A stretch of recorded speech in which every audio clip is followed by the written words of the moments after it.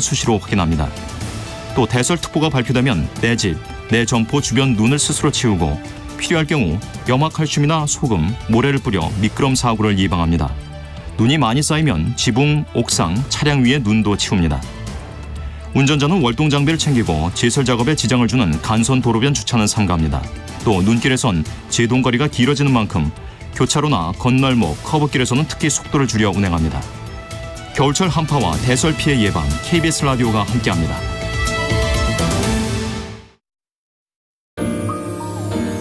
대한민국 중심 채널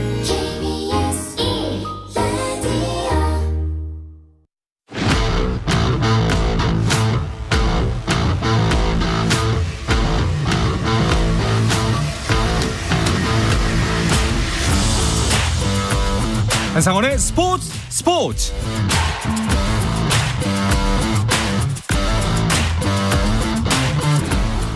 스포츠가 있는 저녁 어떠신가요? 아나운서 한상원입니다. 오늘 하루 이슈들을 살펴보는 스포츠 타임라인으로 출발합니다.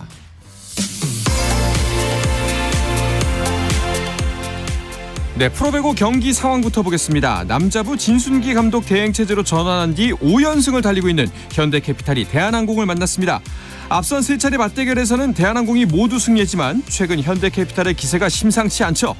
현대캐피탈이 대한항공전 시즌 첫 승을 거둘 수 있을까요? 3세트가 진행되고 있고요. 세트 스코어는 1대1입니다. 3세트 현재 10대15로 대한항공이 조금 앞서 있습니다. 여자부는 2위 흥국생명 대 도로공사의 대결입니다. 경기 결과에 따라서 흥국생명은 선두 현대건설과의 격차를 승점 2점 차까지 좁힐 수도 있는데요. 이것도 역시 3세트가 진행 중입니다. 서로 한 세트씩 주고받았고요. 3세트는 20대12로 흥국생명이 앞서 있습니다. 2024 아시아축구연맹 아시안컵이 우리나라 시간으로 내일 새벽 개최국 카타르와 레바논의 개막전을 시작으로 한 달간의 열전에 들어갑니다. 클린스만 호는 카타르 입성 후 첫 훈련에서는 선수들의 부상 때문에 완전체를 꾸리지 못했지만 오늘 둘째 날 훈련에는 26명 전원이 참석했다고 하는데요. 아시안컵 소식은 잠시 후에 자세하게 전해드리겠습니다. 국가대표 포수 이지영이 사인앤드 트레이드로 SSG 랜더스에 입단했습니다. SSG 구단은 키움 히어로즈에 현금 2억 5천만 원과 2025년 3라운드 신인 지명권을 내주고 이지영을 트레이드로 영입했다고 발표했습니다. 시즌 첫 메이저 대회인 호주 오픈 테니스 대회 남자 단식 유례전에서 권순우가 세계 164위 슬로바키아의 루카시 클라인과 만나게 됐습니다. 현재 세계 랭킹은 클라인이 더 높지만 권순우는 부상 공백으로 인한 보호 랭킹을 적용받아 본선에 직행했고 클라인은 예선을 거쳐 본선에 올라왔습니다. 프로농구 소노의 오쿠아노에게 거친 파울을 당해 허리뼈 골절상을 입은 정관장의 렌즈 아반도가 재검진 결과 최소 이달 말까지 절대 안정을 취해야 한다는 소견을 받았습니다. 이번 재검진 결과에 따라 아반도는 이달 말까지는 코트 복귀 없이 회복에만 전념하게 됐습니다.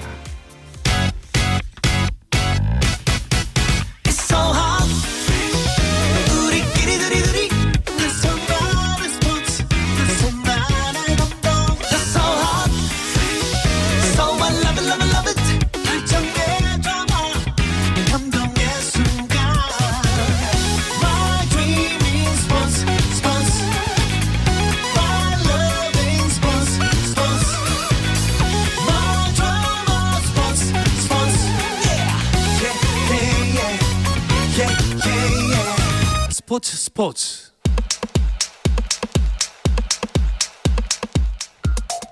금요일 저녁 축구 이야기 축구장 가는 길 시작하겠습니다. 중앙일보의 송지훈 기자, 서우정 축구 전문 기자와 함께합니다. 두 분 어서 오십시오.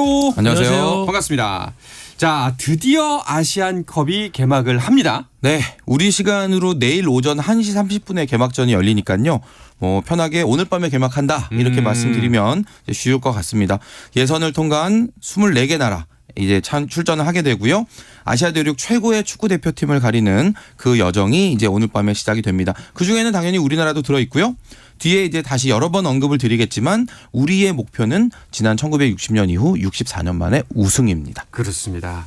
자, 개막전이 홈팀 카타르 대 레바논입니다. 카타르도 역시 우승 후보 중에 하나이기 때문에 이번 경기를 통해서 카타르의 전력을 탐색해 볼 수 있는 기회가 되겠죠. 네, 카타르는 이번 대회에서 많은 스포츠 도박사들이 예측하는 배당률 면에서 한 탑 6 안에는 드는 우승 후보라고 할 수가 있고요. 일단 개최국이기 때문에 그 힘이 또 변수가 될 수 있는 팀입니다.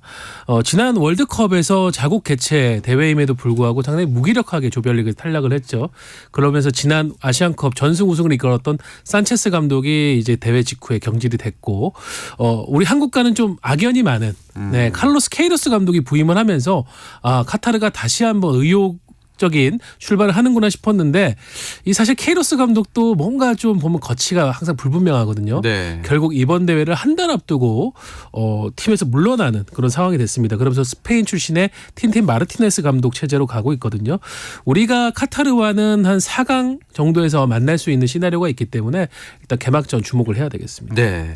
자, 내일을 시작으로 각 조별리그가 연이어서 이어집니다. 일단 카타르와 레바논, 그리고 또 어떤 경기들이 준비되어 있죠? 네, 내일은 오후 8시 30분에 호주와 인도의 경기가 있고요. 그리고 오후 11시 30분에 중국과 타지키스탄의 경기가 열립니다. 모레 14일에는 오전 2시 30분에 우즈베키스탄과 시리아의 경기, 그리고 오후 8시 30분에 일본과 베트남, 그리고 오후 11시 30분에 아랍에미리트와 홍콩의 경기가 각각 예정이 되어 있습니다. 네, 우리나라는 15일 저녁에 첫 번째 경기입니다. 네, 우리는 2조다 보니까는 상대적으로 일정들이 뒤쪽에 모여 있는데요. 15일 월요일 한국 시간으로 오후 8시 30분에 바레인을 상대로 첫 조별리그 출발 스타트를 끊습니다. 네. 자, 이제 정말 얼마 남지 않았는데, 그런데 그 경기 치르기 전에 선수들의 부상 소식이 들리네요.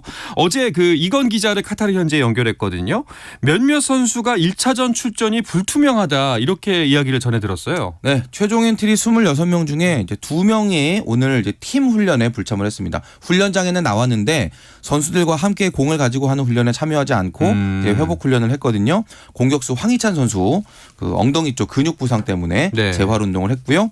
수비수 김진수 선수 이제 오른쪽 종아리 통증을 호소하면서 어제와 오늘 팀 훈련 이제 선수단 단체 하는 훈련은 이제 불참을 하고 재활 운동에 전념을 했습니다. 네. 공격수 이재성 선수 같은 경우는 그저께 미니게임 도중에 이제 발등을 밟혔어요. 그래서 좀 타박상을 입어서 통증을 호소했었는데 어제 훈련은 건너뛰었거든요.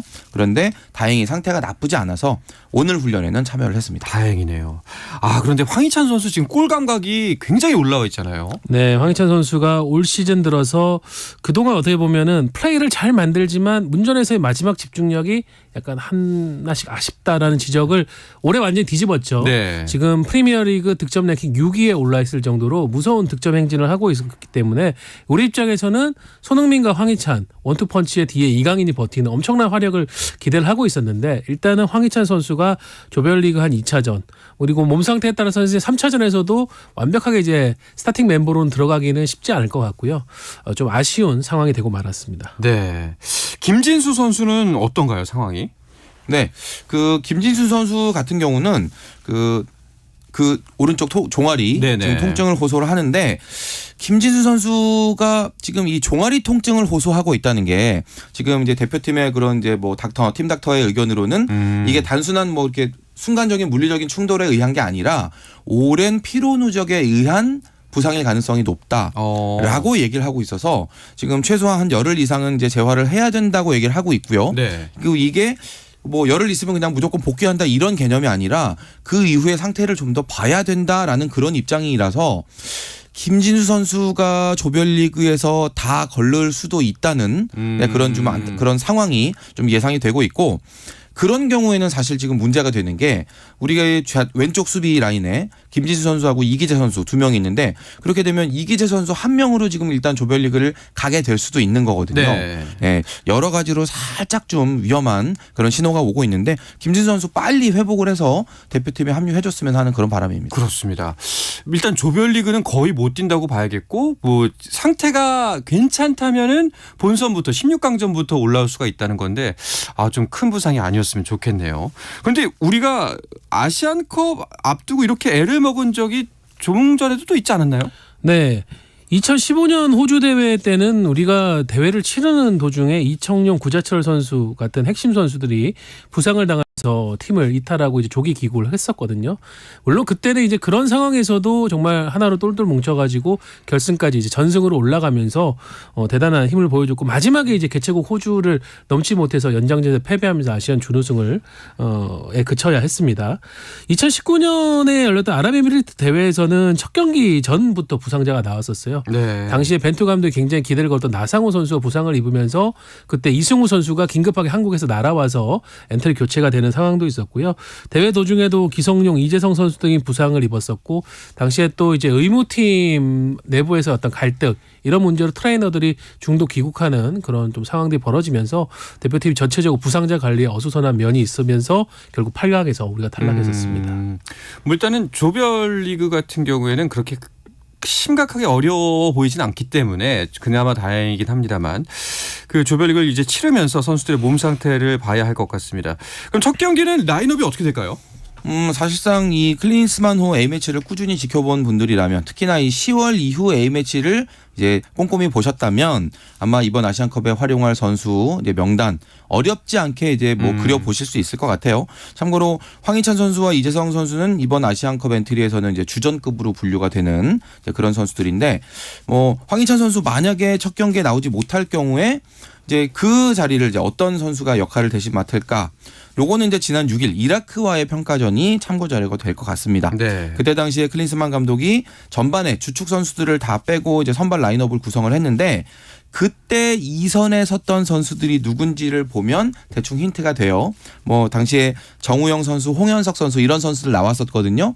이 선수들로 황희찬 선수 역할을 대신할 수도 있고 아니면 뭐 원래 손흥민 선수의 역할이 이제 왼쪽 측면 공격수이기 때문에 네. 손흥민 선수가 그 자리를 가고 이제 최전방에 좀 더 이렇게 좀 바꾼다거나 하는 그런 이제 방법도 생각해 볼 수 있겠습니다. 그렇습니다.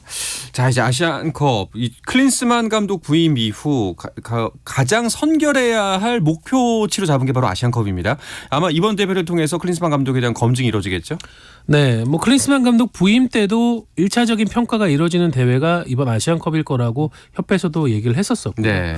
뭐 클린스만 감독도 출국 전 가졌던 행사에서도 결과로서 당연히 평가를 받는 거고 6주 뒤에 내가 트로피를 들고 돌아와서 국민들에게 우승을 드리겠다라고 얘기를 하고 왔는데 지금 저희가 계속 얘기하고 있는 것처럼 부상이라는 변수가 지금 초반에 팀 운영에 상당한 예를 먹이고 있습니다. 근데 생각해보면 2002년에 한일 월드컵 때도 대회 직전에 이영표 선수가 부상을 당하거나 이런 문제가 발생했을 때 이걸 얼마나 빨리 회복을 시키고 또 선수들을 그라운드로 오게 만드느냐 이게 어떻게 보면은 토너먼트 대회에서 성적을 내는 중요한 요소거든요. 네. 다행이라면은 이번 아시안컵 같은 경우에 지난 대회부터 24개국으로 확대되면서 조별리그 텀이 지금 5일 정도가 됩니다. 그러니까 시간이 조금 있으니까 최대한 우리 대표팀의 의무 시스템이 작동을 해가지고 선수들을 빨리 그라운드로 돌아오게 해줘야 되겠습니다. 그렇습니다. 자 부상이라는 변수 그리고 또 한 가지 좀 뭐 걱정이 된다면 되는 부분이 첫 경기에 대한 부담감입니다. 바레인전이 그렇게 어려워 보이진 않지만 그래도 첫 경기 때 좀 불의의 일격을 당하는 경우가 있지 않습니까? 바레인이 그 상대 전적을 제가 찾아보니까 우리랑 16번을 싸웠거든요. 네. 11승 4무 1패. 우리가 압도를 하고 있고요. 피파 랭킹에서도 86위더라고요. 우리가 23위니까 뭐 한참 낮아요.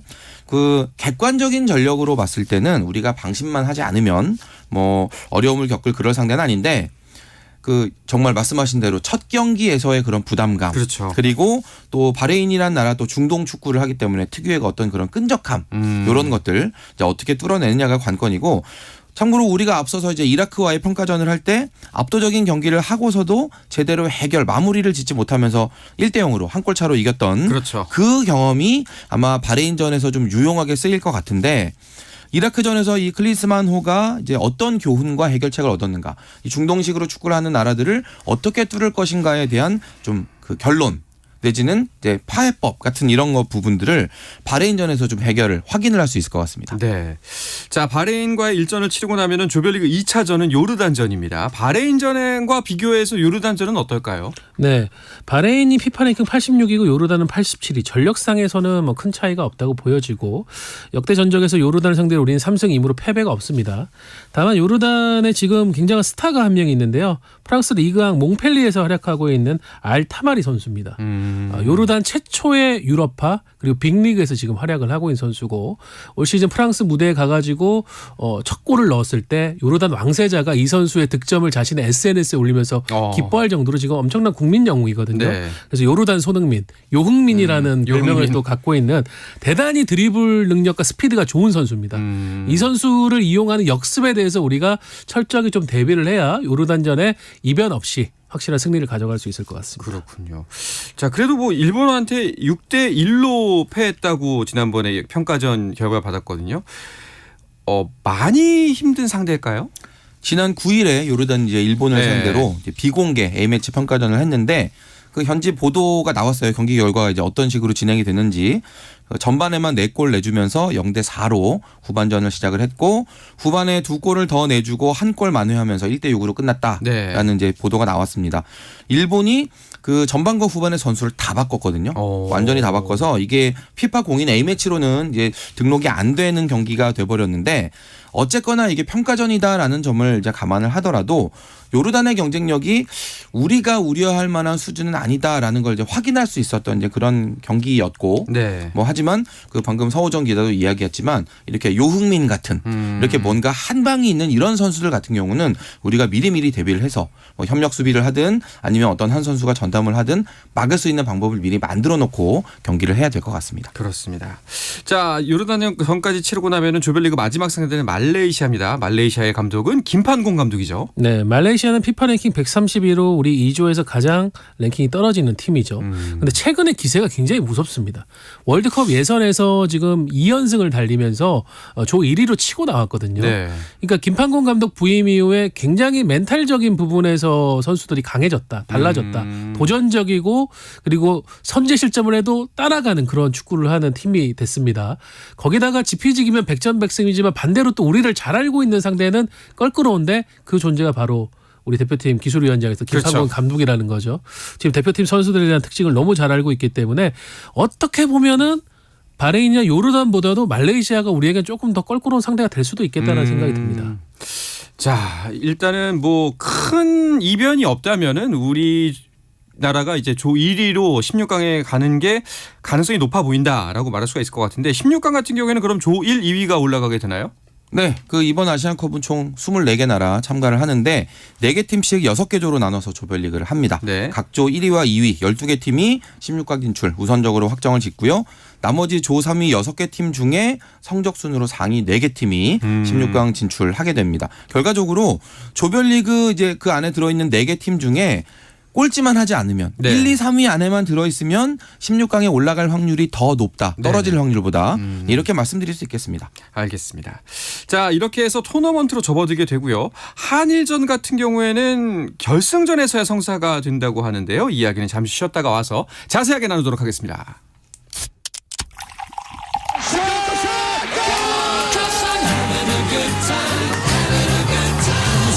치열한 하루를 보낸 당신과 함께 마시는 짜릿한 스포츠 한 모금. 매일 저녁 8시 30분 한상원의 스포츠. 금요일 저녁 축구 이야기 축구장 가는 길 듣고 계십니다. 서우정 축구 전문 기자 중앙일보의 송지훈 기자와 함께하고 있습니다. 자, 아시안컵 이야기 계속 이어나가 보겠습니다. 객관적인 전력상 우리가 조 1위로 16강에 오른다고 볼 때 그렇다면 16강에 올랐을 때 만나게 될 가능성이 높은 팀 어딘가요? 네, 현재 확정되어 있는 대진표상으로 우리가 2조 1위로 올라간다고 하면은 D조에서 2위를 기록한 팀과 맞붙게 됩니다. 네. 지금 D조에는 일본, 인도네시아, 이라크, 베트남이 있는데 뭐 일본의 조 1위는 누구도 의심을 하지 않는 상황인 것 같고요. 나머지 팀들, 뭐 신태용 감독이 이끌고 있는 인도네시아가 또 변수가 될 수는 있겠지만은 아무래도 역시 이라크가 조 2위로 올라오게 될 텐데 공교롭게 우리가 이번 대회를 치르기 전 가진 마지막 평가전 상대가 또 이라크였기 때문에 네. 어떻게 보면 서로가 서로를 좀 파악하는 그런 기회는 한 번씩 가졌습니다. 그렇군요.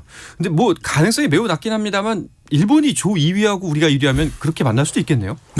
네, 거기서 16강전에서 바로 맞대결이네요. 그렇게 될 뭐 확률상으로 있죠. 어차피 대진표가 정해져 있기 예. 때문에 그렇게 될 수도 있는데 일본이 만약에 그 조를 2위로 올라온다 이렇게 되면 정말 우리가 계산했던 그리고 우리 외에 나머지 모든 참가국들이 계산했던 그 공식들이 다 꼬이게 되는 그렇죠. 그런 아주 황당한 상황이 올 수 있겠죠. 알겠습니다. 자, 일본이 우리가 평가전에서 만났던 이라크를 만나는 것도 우리로서는 좀 참고해볼 부분인 것 같습니다. 우리가 상대했던 이라크를 일본은 어떻게 상대하는지. 그렇죠. 지금 D조에서 일본의 일정을 본다고 하면은 14일에 베트남. 베트남은 지금 또 과거 일본 대표팀을 이끌었던 프랑스 출신의 트루시에 감독이 이끌고 네. 있거든요. 그래서 베트남과 1차전을 갖고 19일에 이제 이라크와 경기를 갖습니다. 그리고 24일에 신태용 감독이 이끌고 있는 인도네시아와 경기를 하는데 지금 신태용 감독도 아무래도 여기 조별리그를 통과해서 16강에 오르는 거를 1차 목표로 삼고 있는데 가장 중요한 부분은 과연 일본전에서 어떤 결과를 낼 것인가 이 부분이기 때문에 신태용 감독도 대회전 인터뷰에서 일본전에 대한 좀 준비를 많이 하는 모습이었습니다. 네, 우리나라가 이제 무탈하게 승승장구에서 올라간다면 일본과 만나는 결승전이 될 텐데 뭐 예측대로라면은 그 사이에도 사실 고비가 있을 수 있잖아요. 중동이라는 이 지역 자체가 뭐 시차나 환경뿐만 아니라 축구를 하는 스타일에 이르기까지 정말 우리와는 너무나 다른 그런 상황이기 때문에 우리가 중동팀을 만났을 때 특히나 이 토너먼트에서 상대할 때 더 신중한 그런 접근이 필요하고요. 그 조별리그서부터 이제 결승까지 올라가는 그 과정에 뭐 주축 선수들의 부상이라든지 퇴장이라든지 우리가 앞서 이제 이라크전에서도 이제 이강인 선수의 퇴장 상황을 보면서 아 뭔가 이런 거 조심해야 되겠구나라는 그렇죠. 경각심을 느끼기도 했는데 이런 돌발 변수들 통제하는 것도 매우 중요합니다. 우리가 아시안컵에서 우승을 하려면 뭐 당연히 결승전에서 이기는 게 가장 마지막 상황이겠지만 그게 전부가 아니에요. 결승까지 올라가는 그 모든 과정 하나하나가 실수가 없어야 됩니다. 네.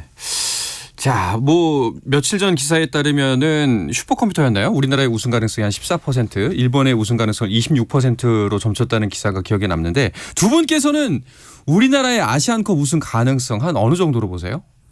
저는 그 슈퍼컴퓨터가 다 담지 못하는 변수라는 게 결국은 정신적인 부분, 동기부여. 그렇죠. 이 부분인데 우리는 지금 64년 만에 우승에 대해 가지고 주장이 손흥민 선수를 포함해 가지고 굉장히 뜨겁습니다. 대표 지금 대한축구협회도 그걸 위해 가지고 선수들에게 뭐 여러 가지 당근이나 이런 걸 동기부여 일찌감치 확정을 했고요.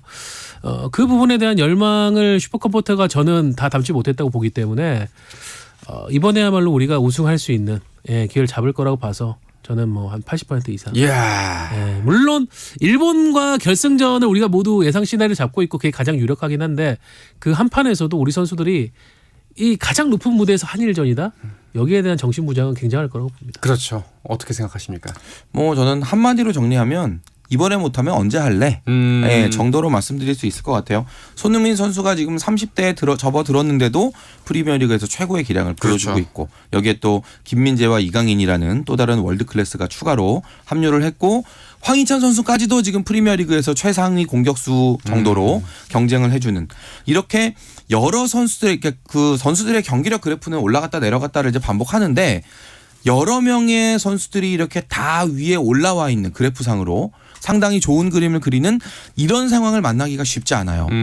뭐 부상이라는 그런 변수가 없다면 분명히 우리 선수들이 굉장히 좋은 활약을 보여줄 수 있는 그런 이제 뭐 상황이 만들어져 있고 여기에 더해서 이제 서우정 기자가 얘기했던 동기부여까지 한다면 이번에는 하겠죠. 당연히.